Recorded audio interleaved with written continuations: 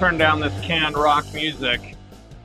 Turn up the Denver Broncos talk. Am I right, everybody? Yeah, that's right. Cecil Lammey here. We'll be joined by Andrew Mason a little bit later, and we got a solo show for right now. We have a shorter show today because, well, it's Wednesday, and I got to take off for Orlando and Cecil's pizza party. We're in Aurora tonight at Old Chicago. So, and also programming note, we will not have a show on Thursday for Thanksgiving. We'll not have a show on Friday for Black Friday shopping, and of course, maybe some Thanksgiving hangover from eating too much. Of course, not from drinking too much. But either way, we are here for you, Cecil Lammey. And again, Mace is going to be here in just a little bit. But for now, we are talking about the Denver Broncos and everything that's going on. And because we're not going to be here on Thursday or Friday, we kind of got to do a game preview today. Of course, coming up, the Carolina Panthers. The Panthers have changed their starting quarterback to Sam Darnold, or should I say changed back to Sam Darnold. They also have Dante Foreman, who's getting some rest in practice and, should be a factor in this game against the Denver Broncos because the Broncos aren't going to pull away from anyone. We saw that last week with Clint Kubiak calling the plays that things were smooth to begin with, and then the halftime adjustments were made, and then the Broncos could not move the ball. So this week, I would expect the same thing to happen. Maybe not as good of adjustments in the second half for the Carolina Panthers because the Panthers aren't really a good team. They lack focus. They're a team kind of like Denver that's trying to find their ways. That is one of the worst teams in the NFL. But as we get ready for Week 12, and I tweeted it out from my buddy JJ Zacharyson, late round QB on Twitter, we're entering Week 12. And Jamal Williams, who is a friend of mine, he's a running back for the Detroit Lions, drafted out of BYU, known him since the Senior Bowl, since he came into the league. Jamal Williams has one less touchdown by himself than the entire Broncos offense. We're entering Week 12. So that kind of tells you where everything's at with this team. It's not real good right now for the Denver Broncos and not real good for this team. So, will the Panthers be able to stay on track with them? Yeah, honestly, I think they will be. And that's sad because that kind of says where things are at with the Denver Broncos right now. And it's not a good place to be in, that's for sure, because you don't want to be on the same path or the same level as the Carolina Panthers. And that seems to be exactly where the Denver Broncos are right now. So when we look at this situation and we look at this upcoming game, I don't think any of us can expect a runaway until we see that actually happen. I was on Sunday doing a pregame show with No Sean Moreno, and I was excited about the Clint Kubiak decision. Of course, it happened that morning, so I'm a fan of excitement. I like being excited about this team. They haven't given us much to be excited about so far this year, but I remember, being like, I'm not going to say they're going to drop 35, but man, it would be nice. And No Sean was like, whoa. No, Sean went with the Missouri thing, like show me state. Like, okay, they're in the show me state period of this season where they need to show that they can do it, and then I'm gonna go do it. It's what Waterboy says. It's exactly what the Denver Broncos need to do. We will in fact see if they can do that coming up in Week 12 against those Carolina Panthers. So it's one thing to look at and go, okay. Is the capability there for them to blow away Carolina? Yeah, the capability's there. Will they do it? Probably not. Will they win? I'm going to pick the Broncos because, again, the Panthers aren't good, but the Broncos aren't good. But I'm going to pick the Broncos, not being a homer or anything. I just think you can go on the road and you get this team, especially Sam Darnold coming out there trying to make an impression, trying to get his starting job back, get his career back on track, honestly. We see the problems across the league, and I know it was bandied about when I had reported it earlier this year, even on Pat McAfee's show, because Pat brought on some NFL reporter, and God bless him, maybe the greatest guy ever. I'd never heard of him. When I had reported, like, hey, there was almost a Jets 49ers deal for Sam Darnold when Darnold was still with the Jets, and the 49ers wanted him and were offering up their top pick that ended up being Trey Lance. But the Jets wanted to see, where things were at with Zach Wilson's shoulder. at his pro day. So they, pumped their brakes. Then San Francisco moved up, and it was 12. Sorry, it was 12, not 3. They didn't have 3 yet, but they were offering the Jets the number 12 overall pick for Sam Darnold. So imagine if the 49ers had gotten Sam Darnold, and, well, the Jets probably would have gotten Zach Wilson and then somebody else, who knows, but they benched Zach Wilson today. They're going to go with Mike White, and Joe Flacco will be his backup. Wilson's a third string. But you see these teams that are in this mode, and you're like, okay, the Broncos aren't there. The Jets have regularly been a laughingstock, and if the Jets make the postseason, then the Broncos will be the team with the longest drought of a playoff appearance. And the last time they were in the playoffs, they won the Super Bowl. So, worst post-Super Bowl team, yep. Longest drought in recent Broncos history since the 80s, yep. Like, it's been worse than ever this season. I never thought it would get here. I never thought it would be this bad. Obviously, I said they could win 10 to 12 games. That's wrong. In looking at this Hackett-Wilson thing, it's not a good fit. They're not a good fit for each other. So when you watch it and you say, hey, what's going to happen with this Broncos team? Well, they're probably going to get rid of their head coach eventually, sometime. I don't know when. They should have already done it, honestly. It's like cutting Melvin Gordon. They should have cut Melvin Gordon. Oh, they should have never brought him back. But they should have cut Melvin Gordon, I don't know, week 1, week 4, for being pessimistic, after the Raiders game, right? The first Raiders game. And they waited and they waited and they waited, and Melvin Gordon still didn't do what Melvin Gordon was supposed to do because he can't do it. And then they cut him. Well, with Nathaniel Hackett, they should have fired him a while ago. And they waited and they waited. Nathaniel Hackett will not do what they want Nathaniel Hackett to do because he can't. And that's a mere statement of fact. There's no, hot take radio, podcasting, whatever the hell we're calling this. Like, yeah, that's not the way it is. It's just the way it's going to be. Nathaniel Hackett will not succeed as the Broncos head coach. Even if they beat the Panthers, to go Shania Twain on you, that don't impress me much. Like, hey, you beat a terrible team. Good job, Nathaniel Hackett. Couldn't beat the Raiders. Josh McDaniels swept you. And if Mark Davis wasn't broke, the Raiders would be considering head coach change. But Davis can't do anything without asking a bank first. And that means Josh McDaniels is probably going to get a second year. If Nathaniel Hackett gets a second year, I don't know what to tell you. I mean, I just hope things are better. I feel for you Broncos fans out there. I feel for the Broncos fans that have been tried and true and had expected this thing to be different, to turn it around. And it's just not turning around this season. So I want to focus on the positive. I want to focus on how things will be better. I want to focus on, what is the future of this Broncos team? And that's not Nathaniel Hackett. So we can say what we want to say and, we'll see about it. But, no, if things go the way that they should go, Nathaniel Hackett won't be the head coach of this team. So, there's that. They're just waiting. I don't know why they're waiting, but they are. So here we go. They are waiting. Here we go. Andrew Mason's waiting to jump in. Hi, Mace. How are you doing? Oh, I'm all right. I almost knocked one of my connecting wires onto the floor here from my little mobile desk. But no, I'm good. Just got back in from the locker room and from practice and all that. It's the day before Thanksgiving with a 3-7 team. That's what that's what this is. It's frustrating. I heard you at the end there talking about you don't know what they're waiting for, and I think some of it is simply a function of George Payton, and he's been a part of in-season coaching changes in Minnesota.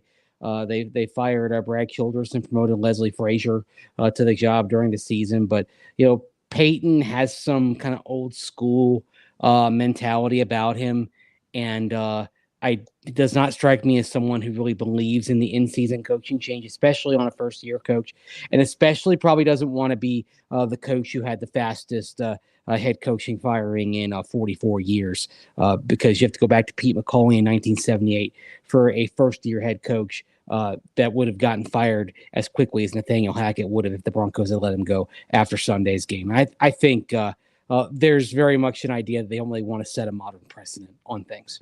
Right, and I appreciate George Payton. I certainly appreciate old school mentality, Mace, but I will look at the current situation and say Jair Evero's right there. So, Mhm. like, if there was ever a time to change your old school ways, I think you have, well, tons of reasons, because giving Jair Evero a long look, I think would be very beneficial for this team. But I Of course, mean, how yeah. often can we have this conversation? You know what I mean? Yeah, we can't really have it that often. The other thing is when you bump up an interim coach or a coordinator, interim head coach, effectively it's a new contract, or you're ripping up kind of the previous contract when you bump them up. And so I think there's that factor as well. And also, I don't see, the more I think about it, unless it's and I keep kind of coming back to saying this, unless it's a real disaster, I don't see a change coming before a losing record is clinched, and that is still that's still a little ways away. If they win Sunday, then lose the next two, then I could see it happening that with 4 games to go and sitting at 4-9. Uh, I don't see it. I don't see it coming before then. And I feel like a broken record because I've picked the Broncos way too often to win. I don't think they're going to lose this game on Sunday. I think this is going to be I think this is actually going to be a pretty good competitive game. Yeah, well, Both teams play hard. I was writing about Dante Foreman earlier today, and if Carolina can stay in the game, Dante Foreman will be a factor. He wasn't a factor against the Ravens because they couldn't stay in that game. I think they can stay with Denver, which says a lot about, well, Bo Squall. Right, and the other thing is also with Carolina, I mean, it's kind of a Jekyll and Hyde team. You don't necessarily know what you're going to get from week to week. I mean, the defense had been struggling for a while. They played lights out against Baltimore, holding them back, and then the offense, which had had some flashes in the previous games, really kind of came apart. And that's one reason why you're seeing them go to Sam Darnold in this game instead of Baker Mayfield.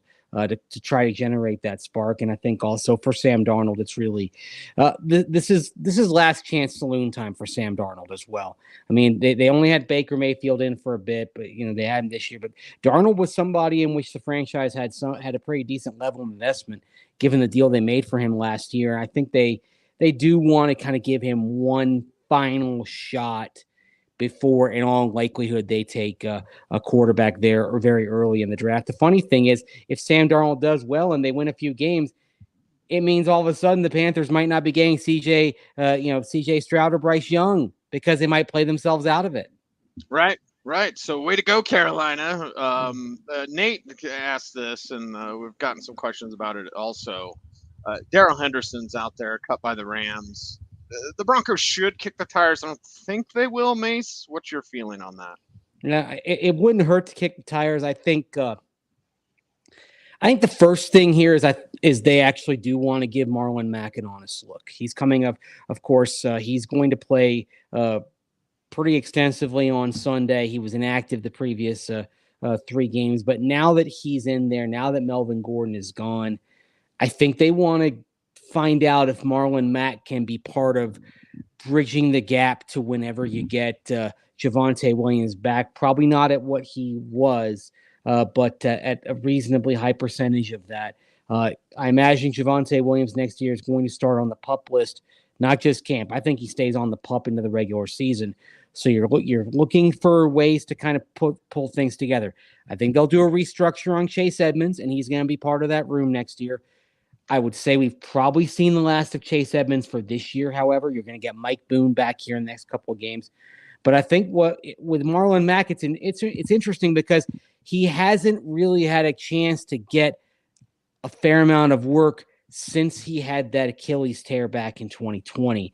So you're 2 years removed from that. Talk with him in the locker room yesterday. He feels great, feels the best that he has since that injury, feels like he's ready to be what he was before that injury.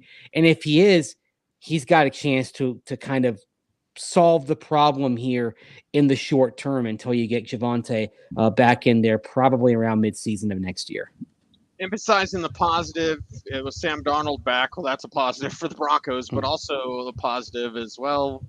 DJ Moore's talented, but Pat Surtain will be on him, and Damari Mathis is playing good football. So if he's up against Terrace Marshall or whoever, like, you should feel confident in that young man's ability, because it's not just the physicality that's coming through; it's that nose for the ball. He's kind of got a ball hawk mentality where he'll bait a quarterback. If Mathis has a pick or even a pick 6 in this game, I won't be surprised. Yeah, and Damari talked in the locker room today. He says we hear this a lot. He says not only is the game slowing down, but he's kind of he's learning kind of how to react to things and not overreact and not kind of overcorrect a little bit. And so that's a really healthy thing for him. You watch him out there and he's playing with the maturity of a 5-year vet. Doesn't look like a rookie out there anymore. His growth has been remarkable in the past month to the where I feel very confident Damari Mathis is the CB2 for this team next year, playing opposite of Pat Surtain. It's when we start talking about the slot corner. Right now, you're without K'Wan Williams. You're going to give Isang Bassi a look, but K'Wan's on a 1-year deal. That's where Ronald Darby coming off the ACL. It's interesting. Is it possible that you look at Ronald Darby as somebody that you bring him back on a restructure and you end up kind of using him more as a slot next year than a CB2 because you've built confidence in Damari Mathis? And for this game on Sunday, I'm not worried about Mathis. I'm not worried about Surtain. I am worried about Bassi, and I do wonder if Carolina is going to try to set up Visca, our old friend LaVisca Chenault, on Isang Bassi, because Visca has shown a nice degree of explosiveness since he joined the Panthers earlier this season. That's the matchup that kind of gets me a little bit nervous about Carolina being able to get some explosive plays. And explosive plays have been a problem for the Broncos defense in recent weeks. Yes, they have been a problem. We'll see if they continue to be a problem. And again, no show Thursday, no show Friday, and we have a short show today. So Mason, about 4 minutes, we got to sum up where we think this team will be. I think they win against Carolina. I think it's a low-scoring game, 20-17, something like that. I'm not expecting fireworks. I'm not expecting the offense to all of a sudden wake up. What I'm going to be watching for mainly is second half adjustments. How do they make those adjustments? And what do we see from this Broncos team on Sunday, in your opinion? Yeah, the adjustments are key. Another worrisome thing about this is I worry about the tackles against Brian Burns. And, Cam Fleming had a rough game on Sunday going up against mainly Max Crosby. And Brian Burns, I would say, is if not at the Max Crosby level, he's right there. He's certainly in that elite class of edge rushers that can cause problems. I'm concerned about that matchup. That's one reason I think that why the Broncos are going to be are going to stay at a relatively low level in terms of scoring. I agree with you. The Broncos win. I think this is a 16-13, 20-17 type of game. I think one thing that I will distinguish this game maybe from some others that we see in the back half of the season against two teams that are pretty well out of it is that both teams are playing hard. Effort's not been the problem for the Broncos this year. There's a lot there on offense or defense. I mean, I think it's been more execution. They're playing hard. They're playing hard for Nathaniel Hackett, and the Panthers are playing hard for Steve Wilkes right now. So I think this is going to be a pretty competitive game. It's not going to be the kind that ends up being remembered by many people after it's done. It's not going to be the start of something big for either team, I reckon. But I think it'll be a good, solid football game. Okay, he's Andrew Mason. I'm Cecil Lammey, and on Thanksgiving, I'm thankful for you, Mace, for our friendship. You too, Cease. Over a couple decades now, almost. It's been a minute. To do the show, yeah, being able to do the show together is so much fun. Thankful to our audience, and of course, thankful to family and friends. What are you thankful for this Thanksgiving? Thankful for family, thankful for friends, thankful for, health. Had a little bit of an issue a few weeks ago, but that's why you have doctors, and that's why you have to go check on yourself. If something's wrong, don't be afraid to go talk to an expert about it, because you'll probably end up feeling better as a result of that. But and thankful for you, thankful for being able to cover pro football. I mean, it may be frustrating with a season like this and a run of seasons like this covering the Broncos, but it still beats work. I mean, we're talking about football for a living. I mean, that's a pretty dadgum nice way to make a living. So thankful for all that, and then of course thankful for all of you who join us and watch, and who follow on Twitter and all that. And thanks for keeping the conversation going. And hopefully we'll be able to talk about something better here coming up. It might be a little bit longer than we expected, but hopefully talk about some better days for the Denver Broncos in the months and years ahead. Hopefully talking about a Broncos win on Monday when we return. It's Orange and Blue today, 3:30 p.m. Mountain Time. Everyone have a safe and happy Thanksgiving. Mace, travel safe to Charlotte. Until the next time, be safe, be kind, know that you're appreciated. Stay tuned, and I ask that you please stay frosty.